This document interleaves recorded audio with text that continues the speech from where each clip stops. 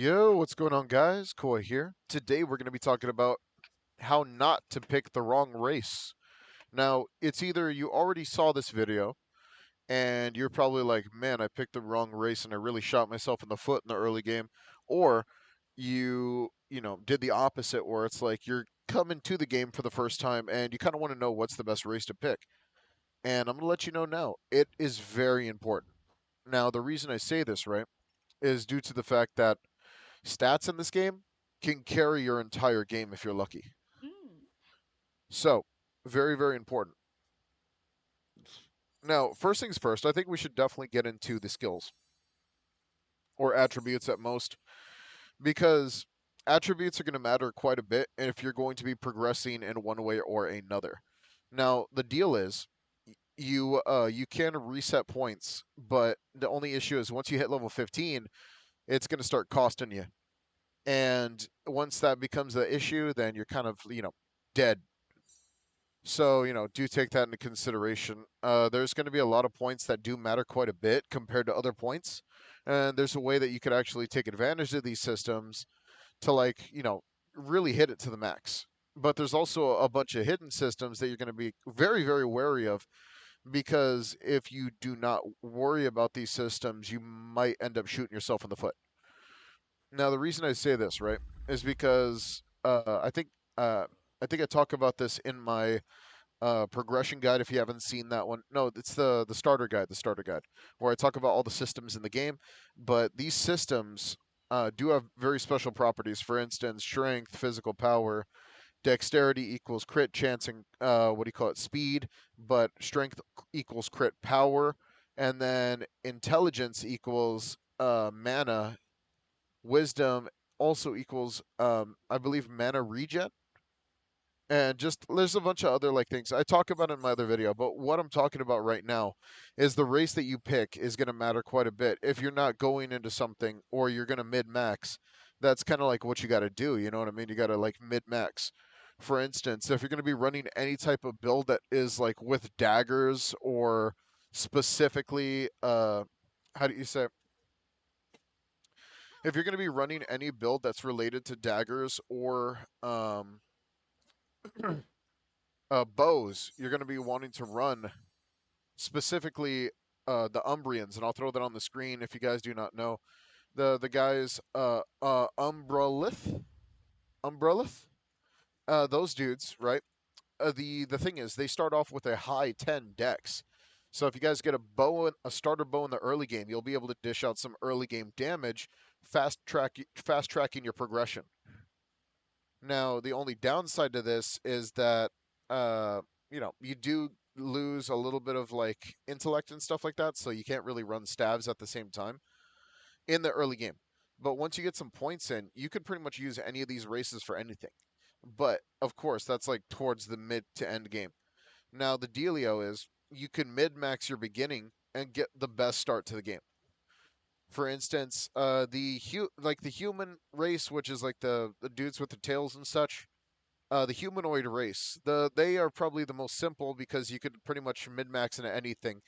But if you just want those extra few points, that's going to do that extra bit of damage for the weapon that you want to use, then you kind of have to do like, you got to start mid maxing. And we're going to just talk quickly about the different things that scale. So as you can see, every single melee weapon and the bow scales off of strength. Very important. But the other thing is attributes. Your speed, your crit chance are dictated by dexterity. So if you want a higher crit chance off rip, like as you can see, I have 20 points in it and I almost have 20% crit chance. I was playing around with it because I wanted to go for like a melee crit build. And trust me, crits, when they hit, they hit. Mm. So you could really glass cannon it out. Now the issue is you're not going to have a lot of defense. Oh man. Hold up. Thank you, Burger. Freaking. And yeah, I'm not streaming or anything. It's just more like, I have that alert box always on. So whenever someone subscribes or anything like that, yeah. So all right. So let's get into it. I'll talk about each one, and I'll say the way that you're able to like benefit from it. So Umbralith. Now the issue with Umbralith is in the early game you will not be able to run any type of intelligence. until like intelligence build or staff build because you'll just detriment yourself. Like if you're gonna go for stabs, there's another race you could choose for that. But this is more for you could do this with melee. You could do this with the greatsword build. You could do this one with the bow build, and you could also do it with the dagger build. So Umbralith is pretty much your physical powerhouse with higher crit rate and decent speed in the early game.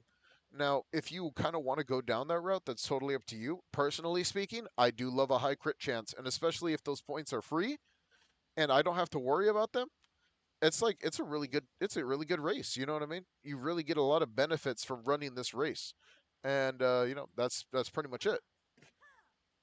Now, uh, Illythrial. Illythrial is they're decent, but this is pretty much your basic uh this is your basic class for magic. So if you're going to be running magic in the early game, definitely choose this class. You start off with 9 intelligence and 6 wisdom, which is not crazy, but it's still beneficial. You know what I mean? So it's still nice to have. I wouldn't say it's my favorite race. I mean, you might as well just run human and still get the same benefits, but at least you get that 9 intelligence, and that's just a really good start for any type of any type of like staff related class, whether you're the healer, whether you're the fire staff guy or the ice staff guy. So that really just depends. You know what I mean? There's not really any other benefits you could get from this one besides just being a very decent mage in the beginning of the game. Very, very important to you. If that's important to you, then I suggest doing it. Now, the last one is the Cruelthians. The Cryruleans. The Cryruleans. Cryruleans. Sorry, I'm trying to get used to their names, man. Freaking.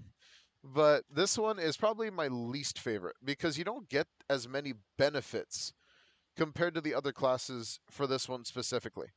Like you only get 2 dex, you get 10 strength, you get 2 intelligence, you get 3 wisdom, and that 8 constitution is okay at best, but you're already going to be running other types of like items already. You know what I mean? You're going to be running armors, you're going to be running this, you're going to be running that.